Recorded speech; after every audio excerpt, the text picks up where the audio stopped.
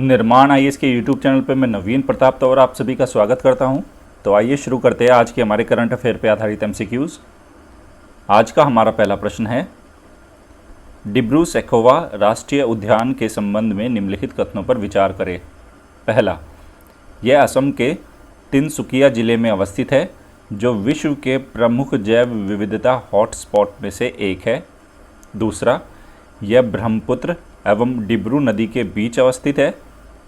तीसरा स्टेटमेंट है, ये केवल नहीं है, यह फेरल घोड़ों अर्थात फेरल हॉर्सेस के लिए प्रसिद्ध है। अब आपको बताना है कि डिब्रू-सैखोवा राष्ट्रीय उद्यान के बारे में इन तीनों कथनों में से कौन सा कथन सही है और ए, बी, सी या डी। सही उत्तर क्या होगा?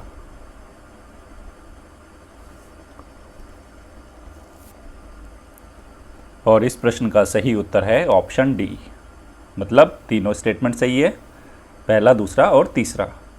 ठीक है, अब देखते हैं इस प्रश्न को क्यों बनाया गया।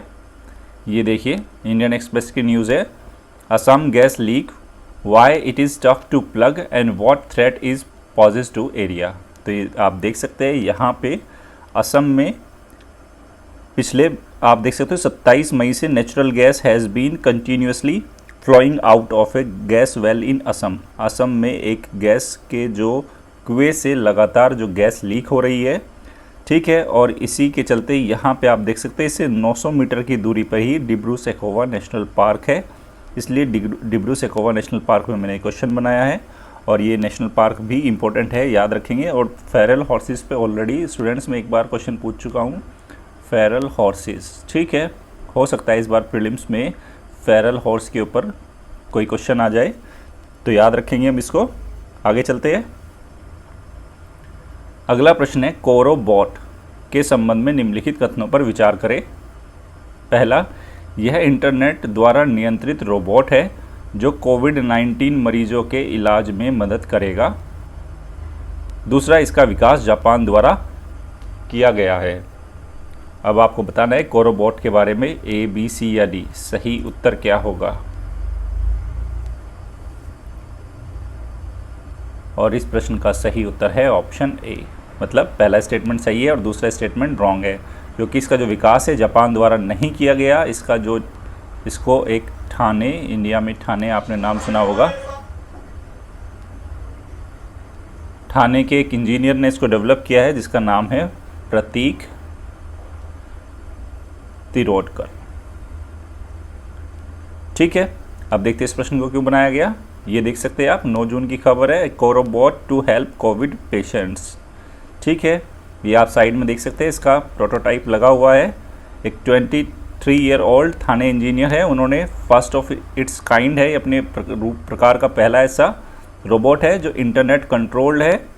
ठीक है, किसके लिए? Specifically to address the needs of hospital treating कोविड-19 पेशेंट्स, जिसका इस्तेमाल उन हॉस्पिटल्स में किया जा सकता है जो कोविड-19 के पेशेंट्स का इलाज कर रहे हैं। आगे चलते हैं। ये प्रश्न इंपॉर्टेंट रहेगा, आज 2-3 प्रश्न प्रीलिम्स के पॉइंट ऑफ व्यू से काफ़ी इंपॉर्टेंट रहेंगे, जिसमें एक प्रश्न ये है, पर्यावरण प्रदर्शन सूचकांक एनवायरनमेंट परफॉर्मेंस इंडेक्स 2020 के संबंध में निम्नलिखित कथनों पर विचार करें। पहला, यह एक वार्षिक सूचकांक है जिसे येल विश्वविद्यालय एवं कोलंबिया विश्वविद्यालय विश्व आर्थिक मंच के सहयोग से तैयार करते हैं। दूसरा, यह सूचकांक 11 श्रेणियों एवं 32 संकेतकों के आधार पर 180 देशों को रैंकिंग प्रदान करता है। तीसरा, सूचकांक में भारत का स्थान 168 है तथा स्विट्जरलैंड का स्थान प्रथम है। अब आप बताइए कि EPI के बारे में कौन सा कथन सही है और ए, बी, सी या डी। सही उत्तर क्या होगा?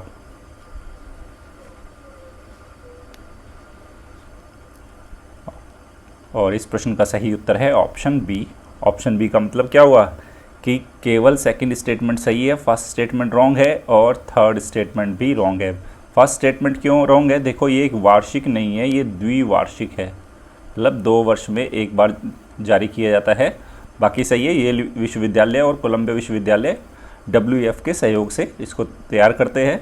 सेकंड बिल्कुल सही है, 11 श्रेणियां है और 32 इंडिकेटर के आधार पे 180 कंट्री को रैंकिंग प्रदान करता है। और भारत का स्थान देखो इतना भी सही है, 168 है, लेकिन स्विट्जरलैंड इसमें प्रथम नहीं है। ठीक है, तो प्रथम कौन है, आने वाली स्लाइड्स में दिखाऊंगा मैं आपको। ये देखिए, सबसे पहले तो ये India's must readable sustainable efforts environment performance index, यहाँ पे आप देख सकते हैं EPI, ये एनवायरनमेंट परफॉर्मेंस इंडेक्स है। इंडिया को 180 कंट्रीज़ में से 168 इसको रैंक मिली है। ठीक है, बाकी ये पूरा इंडेक्स क्या है आपके सामने नेक्स्ट स्लाइड्स में मैंने लगाया हुआ है। ये देखिए, पहले तो मैं आपको बता देता हूँ, इसमें दो पॉलिसी, ओरिजिनल ये इंडेक्स से ही मैंने लगाया है, इसके दो पॉलिसी ऑब्जेक्ट्स है, 2 पॉलिसी ऑब्जेक्टिव है इस इंडेक्स के। यहाँ पे देख सकते हैं बिल्कुल सेंटर में एक एनवायरमेंटल हेल्थ और दूसरा इकोसिस्टम वाइटैलिटी। इन दो बेसिक पॉलिसी ऑब्जेक्ट है इस इंडेक्स को जारी करने के। इसके बाद 11 मैंने क्या बताई थी, इसमें जो श्रेणियाँ है, तो आप देख सकते हो उन श्रेणियों में यहाँ पे देख सकते हो एयर क्वालिटी 20% वेटेज है, सैनिटेशन एंड ड्रिंकिंग वाटर है, हैवी मेटल्स है, वेस्ट मैनेजमेंट है, एग्रीकल्चर पोल्यूशन है और एमिशन हो गया, यहाँ पे क्लाइमेट चेंज हो गया, वाटर रिसोर्स हो गया, फिशरीज़ हो गया, इकोसिस्टम सर्विसेज हो गया और बायोडाइवर्सिटी एंड हैबिटेट हो गया। तो ये 11 इसकी कैटेगरी है। उसके बाद 32 इंडिकेटर्स है जो यहाँ से शुरू हो जाते हैं, आप देख सकते हैं। PM 2.5 का एक्सपोजर क्या है, हाउस होल्ड सॉलिड फ्यूल्स क्या है, ओजोन है, फिर सैनिटेशन है, ड्रिंकिंग वाटर है, लेड है, सॉलिड वेस्ट है, ठीक है, नाइट्रोजन ऑक्साइड्स है, सल्फर डाइऑक्साइड है। तो ये सारे कुल मिला के यहाँ से अगर आप देखते रहोगे तो कुल मिला के 32 इसमें क्या है, ये इंडिकेटर, और 11 इसमें क्या है, कैटेगरी, और उसके साथ साथ 2 पॉलिसी ऑब्जेक्टिव्स। उम्मीद कर रहा हूँ ये आपको समझ में आया होगा। आगे चलते हैं अब ये देखिए रैंक देख लेते हैं किस कंट्री की क्या रैंक है और स्कोर क्या है। ये देख सकते हैं फर्स्ट रैंक इसमें डेनमार्क की है, सेकंड रैंक लग्जमबर्ग और थर्ड है स्विट्जरलैंड। और आप देख सकते हैं 1, 2, 3 और ये 82.5, 82.3 और 81.5 ये इनका स्कोर है। आगे चलते हैं, अब बात करते हैं इंडिया की। आप देख सकते हैं इंडिया, यहाँ पे इंडिया है और इंडिया की आप देख सकते हो रैंक क्या है 68, और इंडिया के साथ कौन है, घाना भी है इंडिया के साथ सेम रैंक पे और स्कोर है 27.6, ये इंडिया का स्कोर है। आगे चलते हैं और देख सकते हैं इंडिया के नीचे कौन कौन सी कंट्री है, सिर्फ ये आप देख सकते हैं Burundi, Haiti, Chad, Solomon, Madagascar, Guinea, Cote de Ivoire, Sierra Leone, Afghanistan, Myanmar और लाइबेरिया। तो आप देख सकते हैं जो हमारे अगर रीजनल उसमें बात करें तो सिर्फ अफ़गानिस्तान इंडिया से नीचे है, बाकी हमारी आसपास की जितनी भी कंट्रीज़ हैं उनकी क्या है, और ये म्यांमार यहाँ पे इंडिया से कम है। आसपास की सारी कंट्रीज़ में बाकी की स्थिति इंडिया से बेटर है, ठीक है। और आखिरी स्थान किसका है, लाइबेरिया। ये देखिए अब all South Asian countries except Afghanistan were ahead of India in the ranking, मतलब अफ़गानिस्तान के अलावा जितने भी दक्षिणी एशियाई देश हैं उनकी स्थिति भारत से बेहतर है, ठीक है। तो यहाँ पे रैंकिंग की बात करते हैं, साउथ एशिया में रैंकिंग अगर रीजनल रैंकिंग की बात करें तो भूटान इसमें देख सकते हैं साउथ एशिया में नंबर 1 है, फिर श्रीलंका, फिर मालदीव, पाकिस्तान, नेपाल, बांग्लादेश, फिर इंडिया है यहाँ पे आप देख सकते हो। और इंडिया से नीचे साउथ एशिया में सिर्फ अफ़गानिस्तान है, ठीक है। और ग्लोबल रैंकिंग यहाँ पे इनकी सब दी हुई है, ओके। यहाँ पे थोड़ा सा यहाँ मेरे को ये करेक्शन करना है, ये 169 लिखा है, ये 168 करना है हमें, ठीक। तो ये बस मोटा मोटा क्या याद रखना है कि जो साउथ एशियन कंट्रीज़ है, देखो म्यांमार साउथ एशिया में नहीं आता, ठीक है, वो साउथ ईस्ट एशिया में एशियन कंट्री है। तो अफ़गानिस्तान जो साउथ एशियन कंट्रीज़ में एकमात्र ऐसा देश है जो एनवायरनमेंट परफॉर्मेंस इंडेक्स में इंडिया से नीचे जिसकी स्थिति है, ओके। आगे चलते हैं अब, और सब यहाँ आगे बढ़ने से पहले मैं आपको ये भी बता देता हूँ कि अभी जो जारी किया गया है जो एनवायरनमेंट परफॉर्मेंस इंडेक्स है, ये 12th एडिशन था इस बार का, 12th एडिशन। इससे पहले 11th जो एडिशन आया था, क्योंकि 2 साल में एक बार जारी की जाती है, तो वो आया था 2018 में, और जो नेक्स्ट आएगा 2022 में वो 13th एडिशन होगा। आगे चलते हैं अब, अगला प्रश्न है, हाल ही में किस राज्य ने भारत के प्रथम ऑनलाइन अपशिष्ट एक्सचेंज ऑनलाइन वेस्ट एक्सचेंज की शुरुआत की है? ऑप्शन है केरल, कर्नाटक, तमिलनाडु और आंध्र प्रदेश। बताइए ए, बी, सी या डी, सही उत्तर क्या होगा?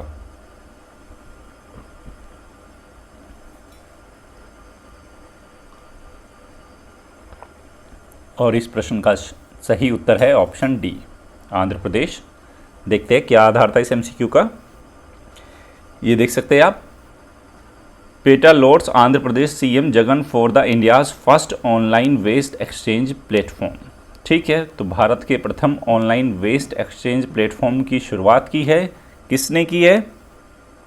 वो है आंध्र प्रदेश। अब देखते हैं ऑनलाइन वेस्ट एक्सचेंज प्लेटफॉर्म है क्या। इससे आगे बढ़ने से पहले मैं आपको एक और बता देता हूँ, ये दिसंबर 2019 की भी एक खबर है, उसमें आप यहाँ पे देख सकते हैं जो चेन्नई जो म्यूनिसिपल कॉरपोरेशन है उसने भारत की वो प्रथम ऐसा सिटी थी जिसने क्या ऑनलाइन वेस्ट एक्सचेंज को लॉन्च किया था। ठीक है, और अभी फर्स्ट स्टेट कौन हो गया? फर्स्ट स्टेट हुआ है आंध्र प्रदेश। ये याद रखना। अगर सिटी की बात आई सबसे पहले कहाँ आया था? तो चेन्नई में आया था, लेकिन अगर स्टेट की बात की जाए तो वो आंध्र प्रदेश है। अब ये देखते हैं first online waste exchange platform है क्या।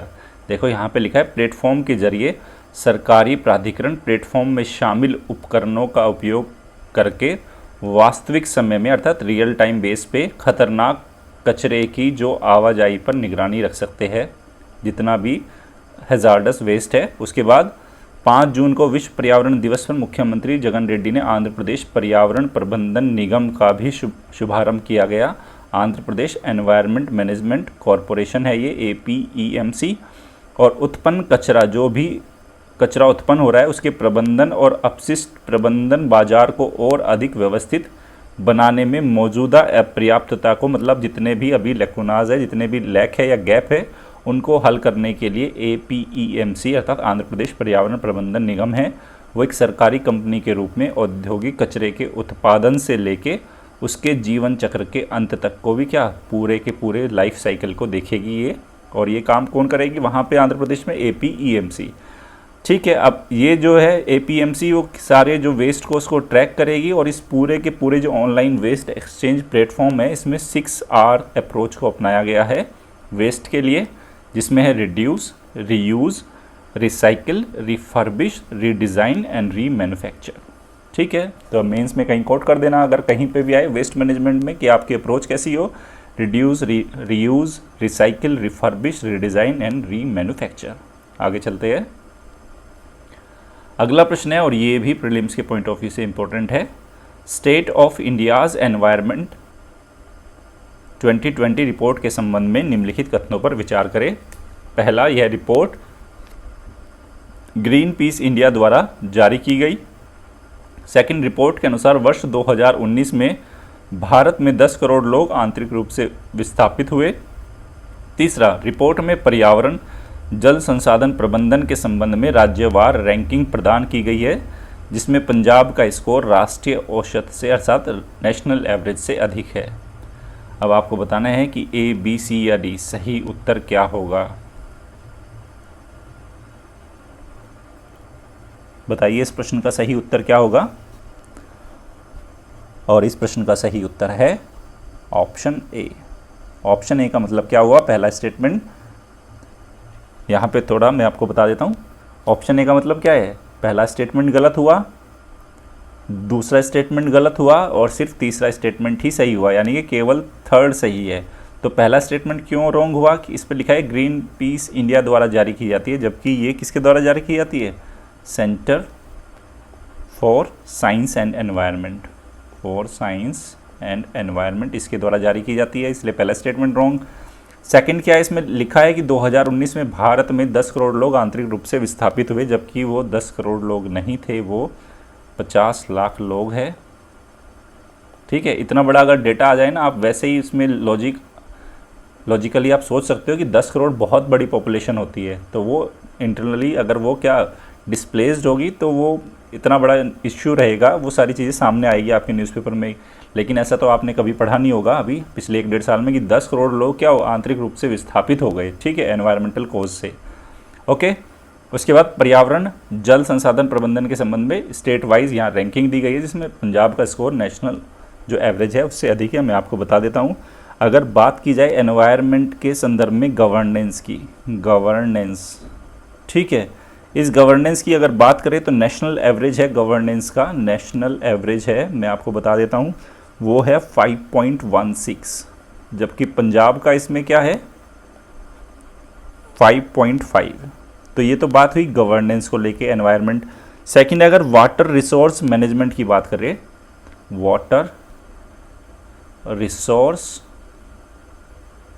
मैनेजमेंट, ठीक है, अगर इसकी बात करें तो यहाँ पे जो नेशनल एवरेज है और पंजाब है, मैं दोनों का परफॉर्मेंस बता देता हूँ आपको। नेशनल एवरेज तो है इसमें 4.52 और जो पंजाब का स्कोर है 5.2। तो इसलिए यहाँ जो राज्यवार रैंकिंग दी गई है एनवायरनमेंट और वाटर रिसोर्स मैनेजमेंट को लेके, वहाँ पे पंजाब का स्कोर नेशनल एवरेज से अधिक है, ये बात याद रखेंगे। आगे चलते हैं। अब ये देखिए इस प्रश्न को क्यों बनाया गया। India facing challenge in achieving 9 out of 17 SDG points state of India's environment 2020, जो ये रिपोर्ट है इसमें बताया गया है। और इसमें ये भी बोला गया है कि SDG के जो 17 गोल्स है, ठीक है, उसमें से जो इंडिया क्या है, जो 9 है, उसमें बहुत सारी चुनौतियाँ का सामना करना पड़ रहा है भारत को उनको अचीव करने में, ठीक है। आगे चलते हैं। अगला प्रश्न है और ये भी इम्पोर्टेंट प्रश्न है। प्रश्न क्या है, संशोधित सार्वजनिक खरीद मेक इन इंडिया को वरीयता आदेश 2017 के संबंध में निम्नलिखित कथनों पर विचार करें। पहला, संशोधित आदेशों से उन कंपनियों को प्राथमिकता मिलेगी जिनके माल और सेवाएं अर्थात गुड्स एंड सर्विसेज में 75% से अधिक स्थानीय सामग्रियों अर्थात लोकल मटेरियल का उपयोग होगा। सेकंड, इस आदेश में श्रेणी 1, श्रेणी 2 और गैर स्थानीय आपूर्तिकर्ताओं का वर्गीकरण प्रस्तुत किया गया है। अब आपको बताना है कि modified public procurement make in India preference order 2017 के बारे में इन दोनों कथनों में से कौन सा कथन सही है और A, B, C या D सही उत्तर क्या होगा। 5 सेकंड का टाइम है आपके पास।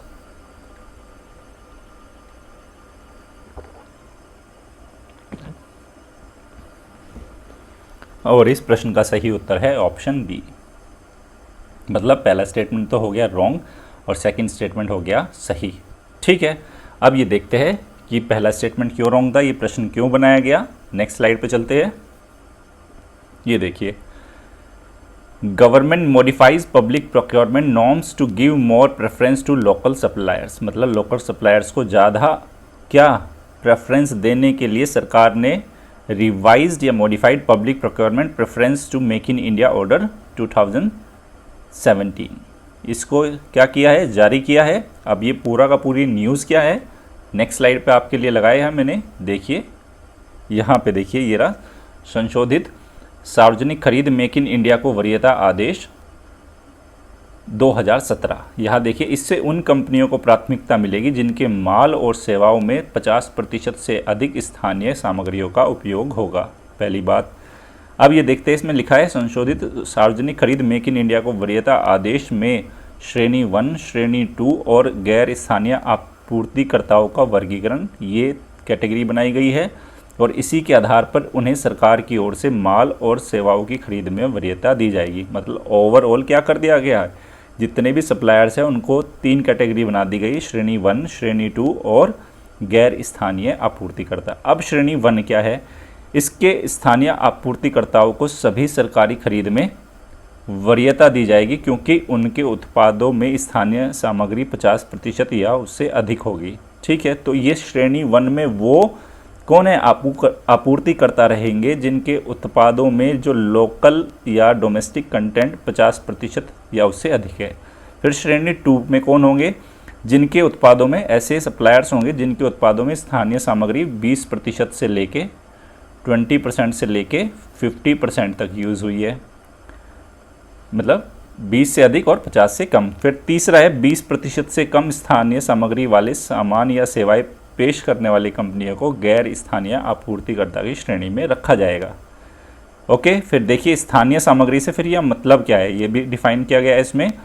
इससे सरकार का आशय है कि किसी भी वस्तु या सेवा के उत्पादन के लिए कितने परसेंटेज मूल्यवर्धन अर्थात वैल्यू एडिशन देश के भीतर किया गया है, ये बोला जाएगा उसको स्थानीय सामग्री।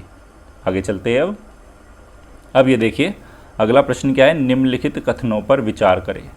पहला, किसी राज्य का राज्यपाल हिंदी अथवा किसी राज्य की किसी अन्य राजभाषा को उच्च न्यायालय की कार्रवाई की भाषा का दर्जा दे सकता है। दूसरा, और ये प्रीलिम्स में इस बार राजभाषा वाला चैप्टर इंपॉर्टेंट रहेगा, पढ़ लेना आप लक्ष्मीकांत से। दूसरा है, उच्चतम एवं उच्च न्यायालय द्वारा दिए गए निर्णय, आज्ञा एवं आदेशों की भाषा का निर्धारण न्यायालय द्वारा स्वयं किया जाता है। अब आप बताइए दोनों कथनों में से कौन सा कथन सही है, ए, बी, सी या डी? सही उत्तर क्या होगा? सही उत्तर क्या है बताइए।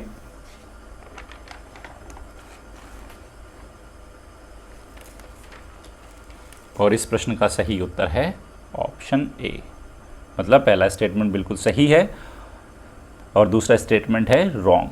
अब ये देखते हैं पहला स्टेटमेंट क्यों सही है और सेकंड स्टेटमेंट क्यों रॉन्ग है। देखो इसमें लिखा है किसी राज्य का राज्यपाल हिंदी अथवा किसी राज्य की किसी अन्य राजभाषा को उच्च न्यायालय की कार्रवाई की भाषा का दर्जा दे सकता है। दे सकता है बिल्कुल सही है, लेकिन यहाँ पे एक चीज़ हमें और ध्यान रखनी है, उसके साथ क्लोज क्या जुड़ी हुई है कि ऐसा वो जब भी करेगा वो राष्ट्रपति की पूर्व अनुमति से करेगा। राष्ट्रपति की पूर्व अनुमति, ठीक है, तो कर सकता है राष्ट्रपति की अगर पूर्व अनुमति है।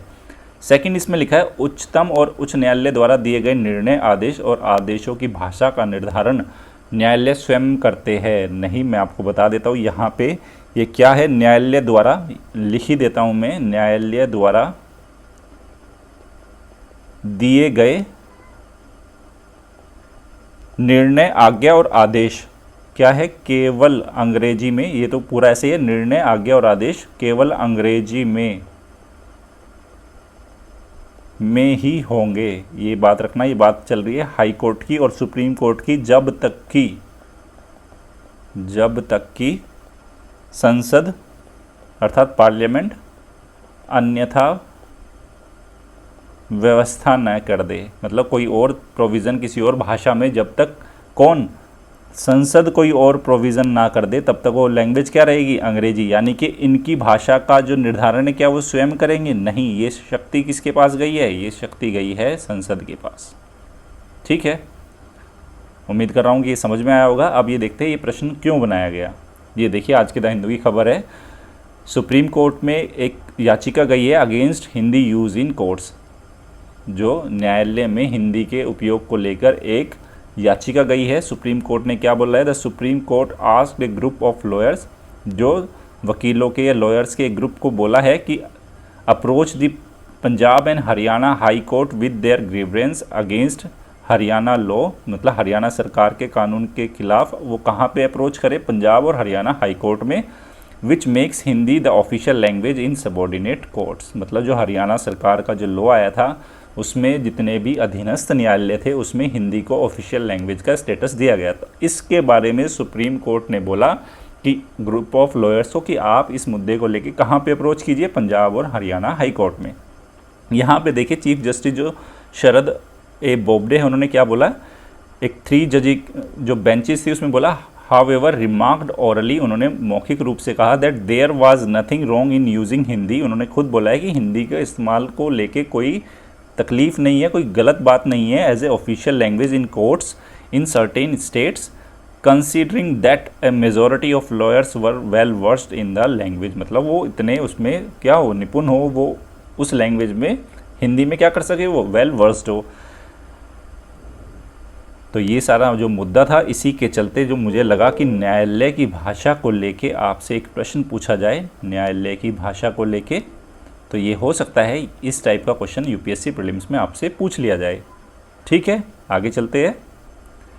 अगला प्रश्न है प्रवर्तन निदेशालय, एनफोर्समेंट डायरेक्टरेट, जिसको ईडी भी बोला जाता है, के संबंध में निम्नलिखित कथनों पर विचार करें। पहला, ईडी गृह मंत्रालय भारत सरकार के अधीन एक विशेष जांच एजेंसी है।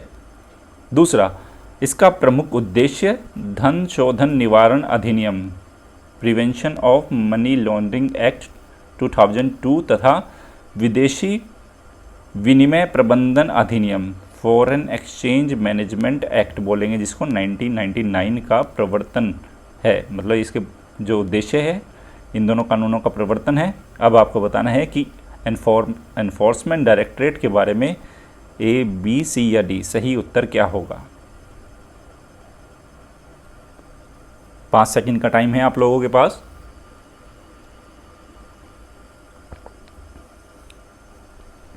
और इस प्रश्न का सही उत्तर है ऑप्शन बी। ठीक है, ऑप्शन बी का मतलब पहला स्टेटमेंट हमारा रॉन्ग हो गया, क्योंकि ये गृह मंत्रालय के अधीन नहीं है, ये वित्त मंत्रालय के अधीन है। ठीक है, और दूसरा इसका जो प्रमुख उद्देश्य है PMLA 2002 और विदेशी विनिमय प्रबंधन अधिनियम 1999 का एनफोर्समेंट करना है। अब देखते हैं इस प्रश्न को क्यों बनाया गया। ये देखिए आज के द हिंदू की खबर है, no to ED to attach Nirav Modi's asset. मतलब नीरव मोदी जो हीरा व्यापारी थे उनकी एसेट को क्या करना है कि वो उनकी एसेट को प्रवर्तन निदेशालय अटैच कर सकता है। ठीक है, अब इसमें लेकिन जो ये आदेश मिला है उसमें ये बोला गया है order won't apply to properties mortgage to parties like Punjab National Bank. मतलब जो ऐसी पार्टीज़ जैसे पंजाब नेशनल बैंक में अगर कोई मॉर्टगेज प्रॉपर्टी है नीरव मोदी की, तो उन पे ये अप्लाई नहीं होगा ये आदेश। तो ये आदेश जारी किया गया एक स्पेशल कोर्ट ने, जिसने बोला है कि जो एनफोर्समेंट डायरेक्टरेट है प्रवर्तन निदेशालय, वो जब्त कर सकता है डायमंड व्यापारी नीरव मोदी की प्रॉपर्टीज़ को। ठीक है, किनको छोड़ के, जो कि मॉर्टगेज के रूप में रखी गई है पंजाब नेशनल बैंक या कहीं और, उन ऐसी प्रॉपर्टीज़ को छोड़कर अन्य प्रॉपर्टी को जब्त किया जा सकता है। अब ये देखिए प्रवर्तन निदेशालय के बारे में जान लेते हैं। 1 मई 1956।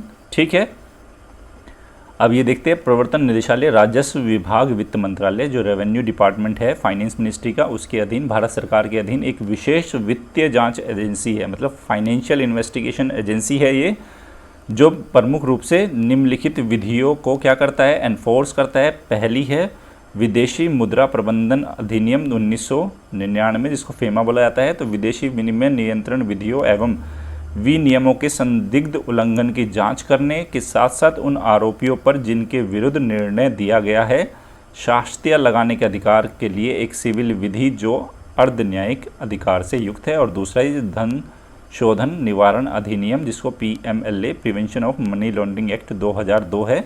ये इनको क्या करता है, इन दोनों कानूनों को एनफोर्स कराने का काम ED का है। ये मंत्रालय याद रखेंगे और ये विभाग भी याद रखेंगे। ठीक है, अब ये देखिए आज का हमारा जो अभ्यास प्रश्न है 9 जून का, उसमें है लाइट डिटेक्शन एंड रेंजिंग अर्थात LIDAR LIDAR का प्रयोग निम्नलिखित किन क्षेत्रों में किया जा सकता है। ध्यान से पढ़ना, इस टाइप के अप्लाइड क्वेश्चन साइंस सेक्शन से UPSC पूछ रहा है। ठीक है, पिछले 4-5 सालों से लगातार ही पूछ रहा है। तो जितनी भी आप साइंस टेक्नोलॉजी की लेटेस्ट टेक्नोलॉजीज़ पढ़ें उनके एप्लीकेशन वाले पार्ट को हमें ज़रूर पढ़ना है। अब ये आपको बताना है कि किन क्षेत्रों में इसका इस्तेमाल किया जा सकता है। कृषि, प्रदूषण मॉडलिंग, शहरी नियोजन, तटीय प्रबंधन, तेल एवं गैस की खोज। अब आपको बताना है कि A, B, C या D सही उत्तर क्या होगा। जो भी होगा आप कमेंट सेक्शन में लिख के मुझे ज़रूर बताना। ठीक है, अब आगे चलते हैं। कल मैंने आपसे एक प्रश्न पूछा था, 8 जून का अभ्यास प्रश्न था कि दिहिंग पट्टकई एलिफेंट रिजर्व किस राज्य में अवस्थित है। और इस प्रश्न का जो सही उत्तर था वो ऑप्शन D। किस कारण चर्चा में आया था ये देखते हैं। ये देखिए, after protest Coal India holds mining operations in Assam reserve में जो दिहंग पट्टकई एलिफेंट रिजर्व है, वहाँ पे एनवायरमेंटलिस्ट द्वारा उसके विरोध के बाद जो कोल इंडिया ने वहाँ पे माइनिंग को क्या किया है, वो होल्ड कर दिया है, उस पर प्रतिबंध लगा दिया है, रोक दिया है। तो ये दिहिंग पट्टकई एलिफेंट रिजर्व अगर एग्ज़ाम में आ जाए तो याद रखेंगे, इसकी लोकेशन है असम। आगे चलते हैं। ये देखिए कुछ 1-2 छोटी न्यूज़ है, ये MCQ नहीं है। न्यूजीलैंड ने इज़ फ्री ऑफ कोविड-19। तो ऐसी कंट्री है विश्व की जो कोविड-19 से फ्री हो गई है। वहाँ की प्राइम मिनिस्टर जैकिंडा आर्डर्न ने वहाँ के नागरिकों को थैंक बोला है कि 75 डेज़ के लॉकडाउन में उन्होंने काफ़ी सपोर्ट किया और न्यूजीलैंड अब टोटली कोरोना फ्री कंट्री हो चुकी है। तो one of the first countries in the world to return to pre pandemic normality. तो पेंडेमिक से पूर्व के जो सामान्य स्थिति थी उस पर लौट चुकी है, कोई सोशल डिस्टेंसिंग वहाँ पे नहीं अपनाई जाएगी। बस क्या है, आंतरिक रूप से न्यूजीलैंड क्या हो गया, बिल्कुल ओपन हो गया, लेकिन बॉर्डर्स कंट्रोल किए गए हैं ताकि बाहर से किसी भी टाइप के और केसेस ना आए। तो बहुत एक अच्छी बात है, ठीक है। उम्मीद कर रहे हैं कि भारत भी जल्द से जल्द इससे बाहर निकलेगा और हम सबकी लाइफ भी नॉर्मल हो जाएगी, ठीक है। आगे चलते हैं। ये देखिए, कल मैंने एक प्रश्न पूछा था, वर्ल्ड ओशन डे, ठीक है स्टूडेंट्स। वहाँ पे स्लिप ऑफ टंग में वहाँ से शायद मैंने 8 मई बोल दिया है, लेकिन मैंने साथ के साथ ये इमेज भी लगाई थी, इस पे साफ लिखा है कि वर्ल्ड ओशन डे 8 जून है। कई बार ऐसी स्लिप ऑफ टंग हो जाती है, ठीक है। तो आप उसको एडजस्ट कर लेना, क्योंकि ये नेक्स्ट स्लाइड मैंने ये भी लगाई थी वहाँ पे, अगर आपको याद हो तो 8 जून के दिन ही मनाया जाता है, वो 8 मई गलती से निकल गया वहाँ पे। ओके, तो आप अपना ख्याल रखना। निर्माण आईएएस की daily current affair based MCQ की आज की सीरीज यहीं समाप्त होती है। अगर आपको हमारी ये पहल पसंद आ रही है तो हमारे यूट्यूब चैनल को लाइक कीजिए, शेयर कीजिए और सब्सक्राइब कीजिए। धन्यवाद।